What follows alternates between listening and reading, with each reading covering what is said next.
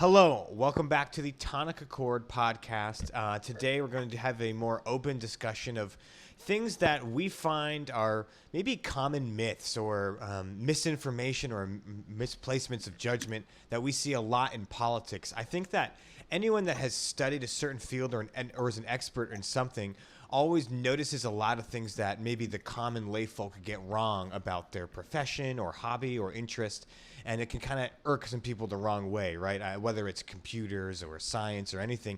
I'm sure everyone knows these little things that people assume to be true or maybe, assume are correct, and really they're not. And so we kind of wanted to take a look at some of those things, common misconceptions, common myths, and just kind of weird things that we hold to be true in politics that maybe aren't, and dive into that.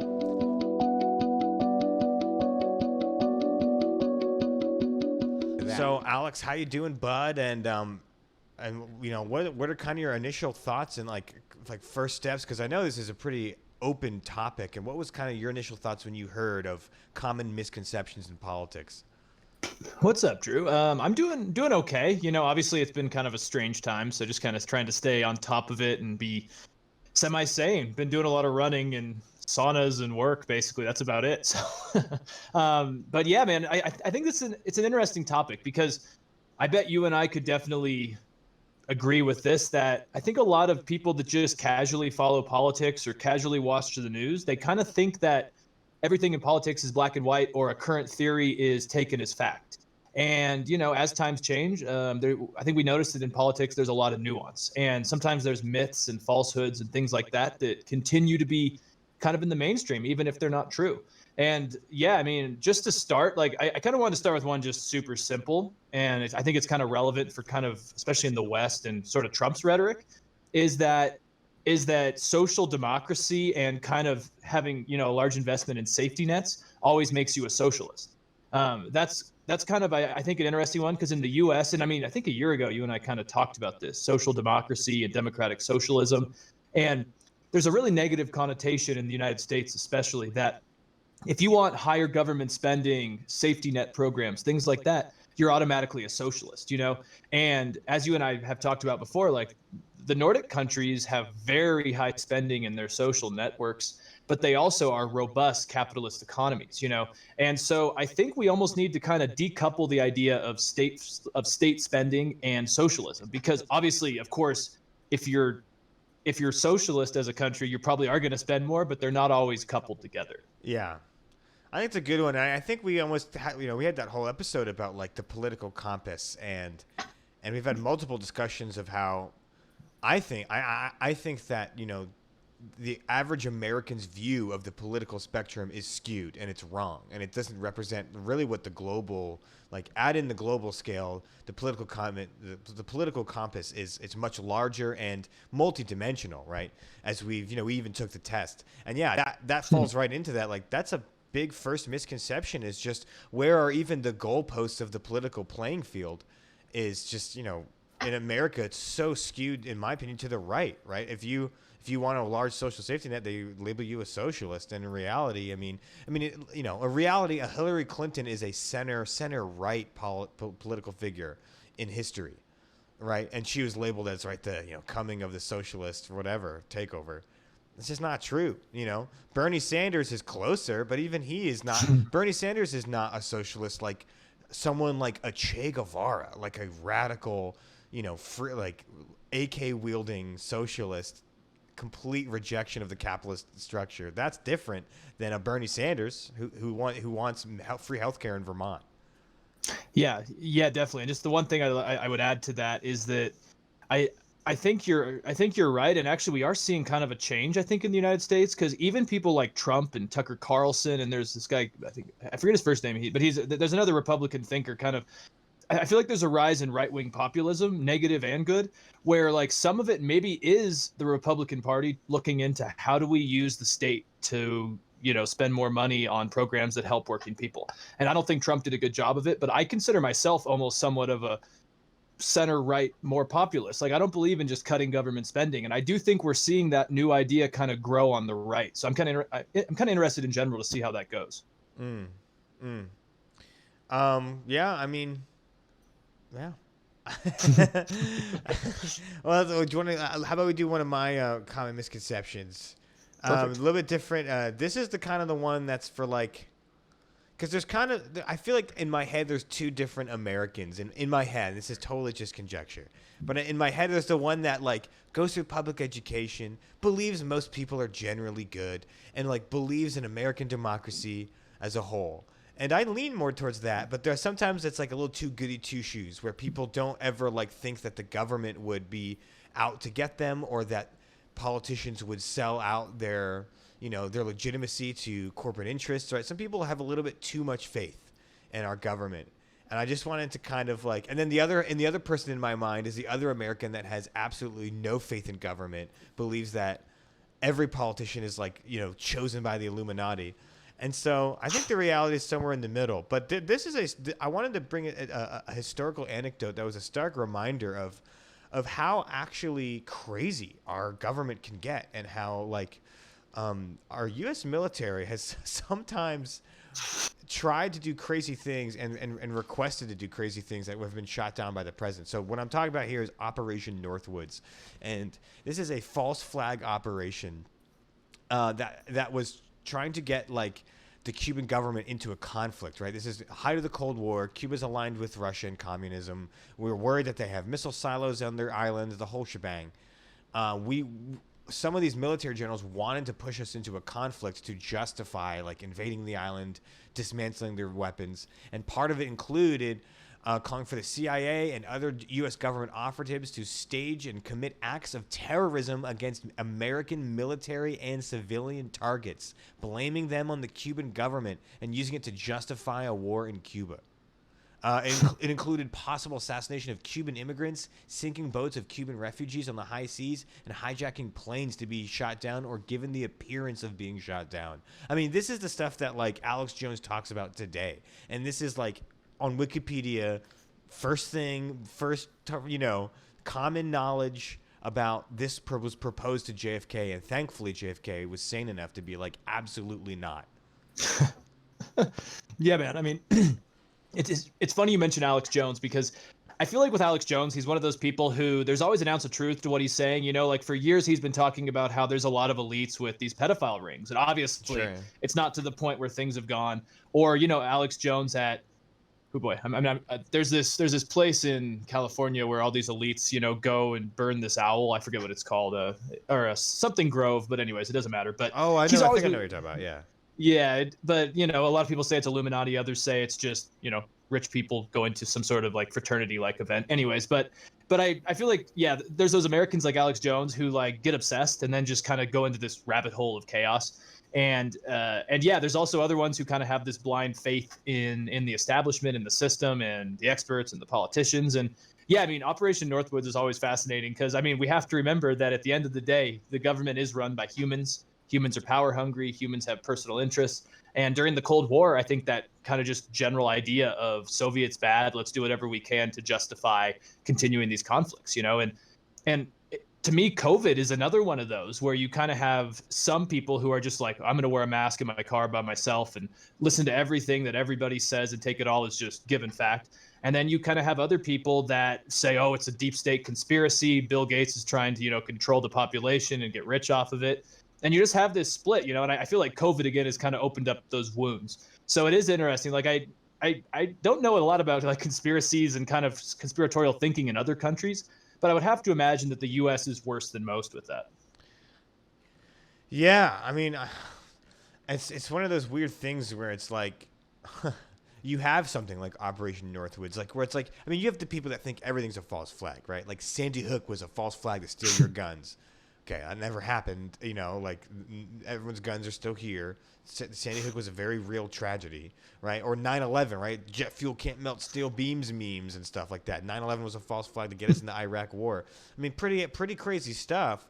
But then what leads credence to that distrust is real things like Operation Northwoods. Like this is a real proposal. Real military generals that went through the same education system as like Little Susie did in, White Pickettsville, Virginia, ended up at the conclusion that they think they might want to commit terrorist acts against the United States civilians to lead us to a war. the Gulf of Tonkin attack that led to increased Vietnam conflict and increased U.S. involvement. A lot of people think that was a false flag, right? And like, and looking at the evidence, we found that maybe not a false flag, but at least a miscall and who really fired first, right? The sinking of the Lusitania, based off of the telegram for World War One. You know, there's a lot. There's evidence that suggests that like it wasn't the Germans that sent that to Mexico. It was in fact the United States trying to get us involved in the war because, you know, the American people didn't want to, right? And it's crazy to think that like it's not outlandish given that we know that this happens.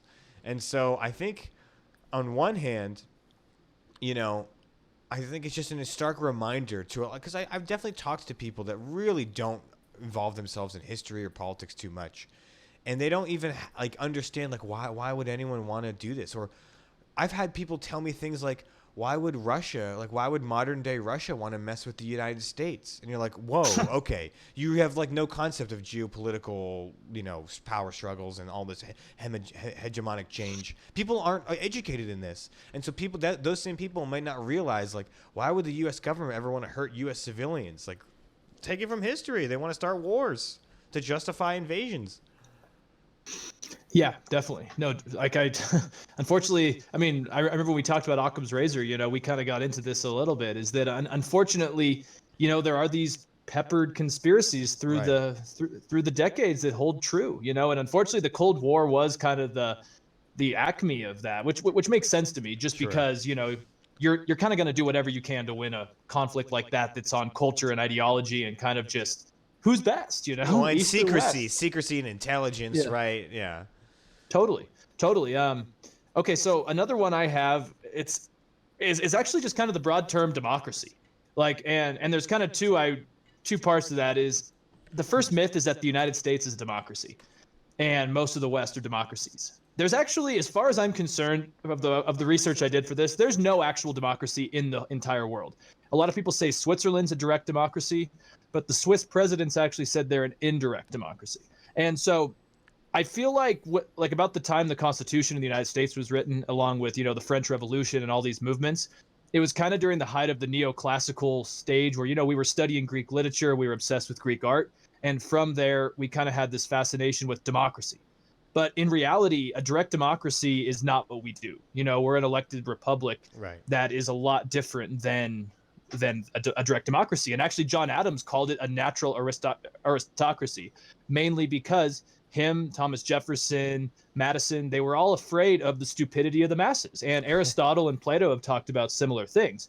And I was reading just something kind of interesting that talked about how actually the Greek system, actually, because you're basically voting yes or no, and everyone has an equal say in yes or no, it actually restrains society and caused tyranny in the long run, because you're almost convoluting complicated, nuanced issues to just everyone saying yes or no, you know, and it leads to, you know, Rousseau and other people's fears of the tyranny of the majority. Now, obviously, we haven't fixed all those things in a democratic republic like in the United States, but there's probably a reason why some of the founders, good or bad, that's another debate, added all these caveats like an electoral college, you know, a split society, different houses. It was because a direct democracy kind of just leads to mob rule. So I thought that was kind of interesting just to mention, is that there really isn't a democracy in the world, even though we always like to claim there is, you know?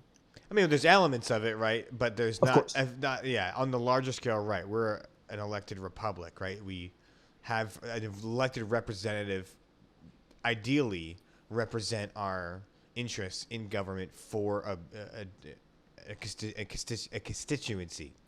But Right. we have elements of direct democracy, like in California with the prop system, right? I know you know this, but for those that out there, you know, an example of what a direct democracy does look like is like a prop system where every individual citizen of you know, an eligible voter in California directly decides yes or no on a proposition. And like Alex mentioned, it can kind of bifurcate things down to either yes or no, when in fact, you know, you need a little bit more nuance. So I can see how that's an issue, right?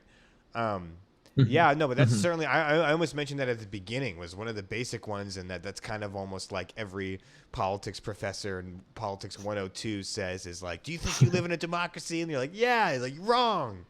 So, you know, But it's definitely, but that's the thing. That's a popular misconception is like, we it's kind of used now as like the quoted term of like, established modern nation with elections and like free and fair elections, right?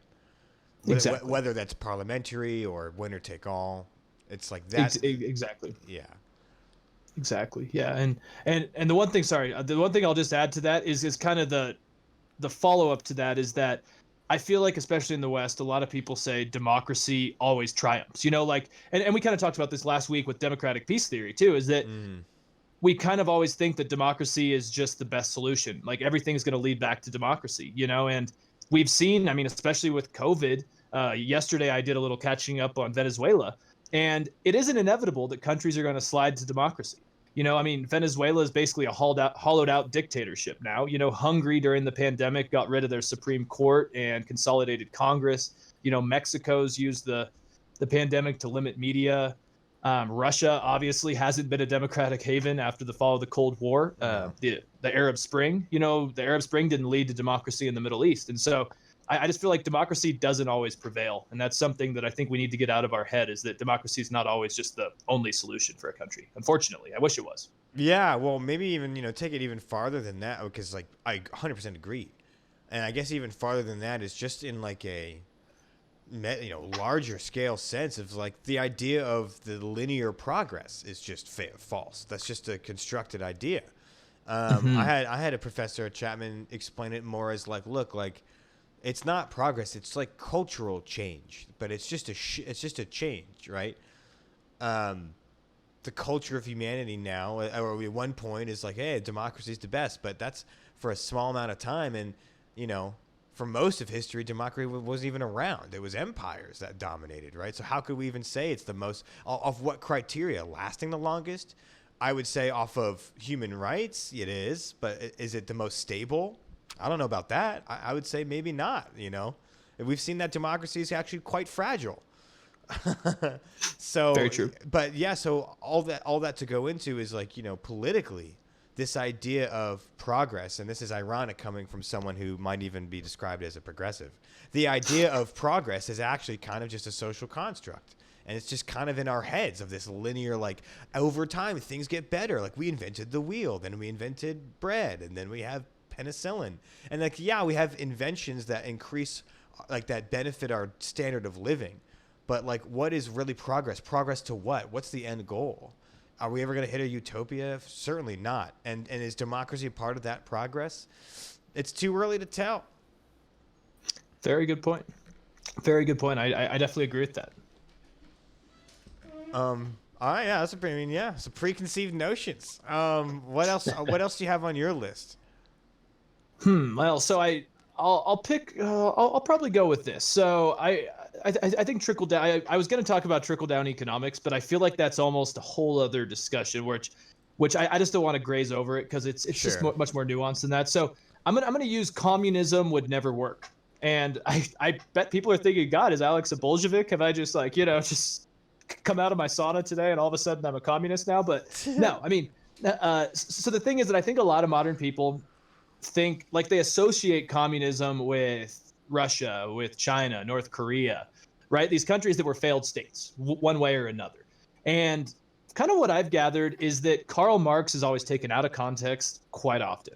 Sure. I remember from my readings back in college that I always took note of how basically Karl Marx, emphasized that there was going to be a natural evolution of world economies and politics. Like, it was never like one nation could do it. It was always kind of like there's this inevitable evolution towards more of a socialist world. He always talks about how there's this specter of socialism and change inside of Europe back in the 1800s. And it kind of sounds like to him it was the next iteration of something new once capitalism kind of dies out. And so my big issue is that we always look at communism as these failed states, these countries that kind of tried to skip some steps. Like, we've talked about this before with Venezuela. Like, it doesn't work because you're in a capitalist system. And so if you're in a free market economy and you try to nationalize everything, strong tariffs, trade wars, cut off from other trading partners that may disagree with you, of course your country's going to fail. And so that's always been my issue, is that we've never actually looked at communism in the Communist Manifesto the way Karl Marx talked about, which was this natural kind of cultural, economic, political evolution into communism. I think, yeah, I think Marx is more valuable as like a way to understand economic shifts and movements and the relationship that people have to work itself. I think that's all valuable. Like there's stuff that's we can glean. I think less about. I think less it's less valuable as far as like looking at its practical implications as far as like government structure and who actually gets to do what. I think obviously we've seen iterations of that have failed, and it's obviously people corrupt. I'm also not the kind of guy that's going to be like like communism would have worked. They just did it wrong. Like again, I think it's like proof is in the pudding, right? Like, or there's another phrase where it's like, it's basically like hypotheses look so good until you test them, and it's like we've seen the tests a couple times, but I also think that that's not an excuse to just like disgrace or disregard what Karl Marx is talking about as far as the relationships between the owning class and the working class, which are very legitimately established classes that you could argue, like if you look at who's polluting, right? I mean, it's only like 5 companies are responsible for most of the pollution. 5 families in America own like half the wealth. Like Karl Marx is talking about class is valuable looking at our modern economy, but it's just not viewed like that. It's viewed as just, oh, this is the Bible for Stalin, and then we should go no further. Yes, that's a very good point. I almost feel like Karl Marx I think he was an interesting cultural voice during his time, because he was in I think the mid 1800s, kind of when Germany was going through this kind of socialist change. I mean, workers' parties were growing. That was kind of when socialism was first coined, right? And yeah, I'm totally with you that I think Karl Marx, like you said, offers more of a cultural or a socioeconomic understanding of trends and kind of how the world is working. And people just try to skip those steps and just go right to the theory, and they treat it as just a political solution, which it's not. So I don't know. No, but I mean, I certainly definitely hear the conversation around Marx is super boiled down to stupidity in America, and I think that's where a common misconception comes in, where it's just like, you go off to those liberal colleges and they're just going to feed you Marx. Like that's such a simplistic way to look at like education and understanding different theories and political theory, right? Of just like, so if anything, the misconception is not that you just go to liberal college and they pump your head full of Marx and you become a communist. It's like, no, man, there's actually things we can learn from learning about Karl Marx, believe it or not, as well as a host and plethora of other political thinkers. Yeah, I feel like Karl Marx and Ayn Rand, shockingly, are kind of put into the same sphere. True. Like people kind of just don't actually read them or take the context of what they're saying, and it's just this politicized thing where it's like, oh, well, far right Republicans that really believe in just free markets, they're gonna just love Ayn Rand. No, there's some nuance to what she says. She came from a country that tried to adopt this this anti-individualist look. She was there during the Bolshevik Revolution, and she saw firsthand what happens when you quell individualism. And Karl Marx saw kind of the other side of it. And I think you're right, is that it's not like you're just being force-fed this stuff. I think I read Marx once in college. I'd never read Ayn Rand, but it's just interesting to see that no, you're not being forced it. You just need to understand that we have to look at the time, the context, the culture, all this, and we don't. Yeah, that's a really good point too. I think you're right that Ayn Rand probably gets put in that box. Probably someone that I used to have ideological ties to, that not so much now. But you're right that she wrote a ton of books, and if all we can glean from that is just like libertarian memes, like come on, then you're not trying. You're boiling it down to something because you just don't like what she says sometimes, so you boil it down to make it easy in your mind that you don't want to listen to it, right? And the same happens to Karl Marx, same happens to Ayn Rand. That's a really good point. Everyone does this, right? And I'm sure I do it a lot too, because it's easier to compartmentalize and understand things, and it feels good to feel right. But the reality is we can always gain from listening to popular political thinkers, even if we don't necessarily agree with them. And it doesn't make you a communist if you read Marx. Just like if you read The Fountainhead or listen to Rush, it doesn't make you some anarcho-capitalist. I 100% agree. I 100% agree, and I think that's kind of my takeaway in general from a lot of myths in politics. Is that people just don't understand that politics is not black and white, or there's so much nuance to it.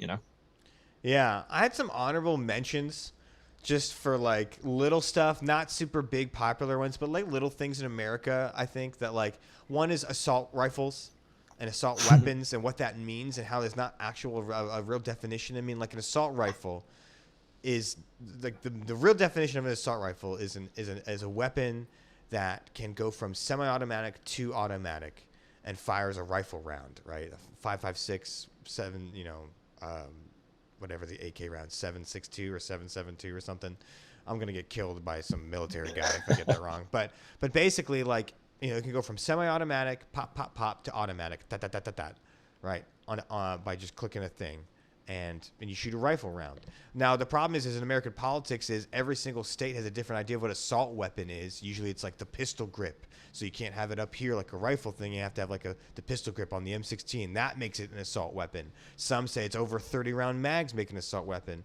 But what I wanted to say is like, or the AR-15, right? The AR-15, that's the one that we see all the time in the media that looks like the guy, like a military gun. It's the civilian version of the M16, right? And I wanted to talk about how this guy in this opinion article in this State Collegian talks about how really there's no difference between the scary all black assault rifle and the old hunting rifle that your mini Ruger 14 that your grandpa has that's semi-automatic. There's no difference at all. It's just a look. And one would be classified as an assault rifle in California, and the other, the mini Ruger 14, which is same rounds, same magazine size, it's just wood and doesn't have a pistol grip, was totally legal. And they're essentially the same kind of rifle. So I think that there's a lot of misconceptions about what is an assault rifle, and people think it's just a scary looking AR-15, which and then they ban that, and then there's like no actual difference in some of these other weapons that you can just buy. Then on top of that, with people 3D printing guns, you can turn anything into an assault rifle or out of an assault rifle. So there's a lot of misconceptions with how we define weapons and firearms in the United States. And when people talk about things like assault weapons bans and assault rifle bans without even understanding what that means, it can get convoluted.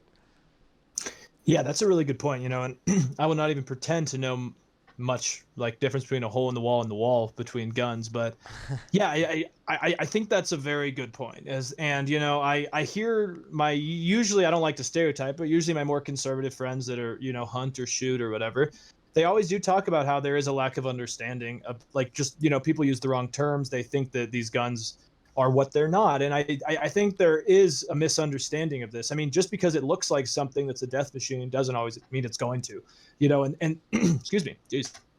I think we do need to have I don't want to say gun education. That sounds pretty fascist, but like some way to understand that, yeah, sorry, go ahead. No, yeah. I mean, I see what you're saying, how it sounds crazy, but it's not. I mean, like, if the Second Amendment is such a part of our culture and our government that we hold dear, people should learn about what that means and like what does the right to a firearm mean and what is a firearm, right? So like I do think that people need to be more educated in firearms, and believe me, there's plenty of people on the left that are educated and enjoy firearms that totally are pro Second Amendment, and like it's not most of the left. I'm not gonna argue that, but there's a growing movement of pro Second Amendment liberals online, at least, that I've seen.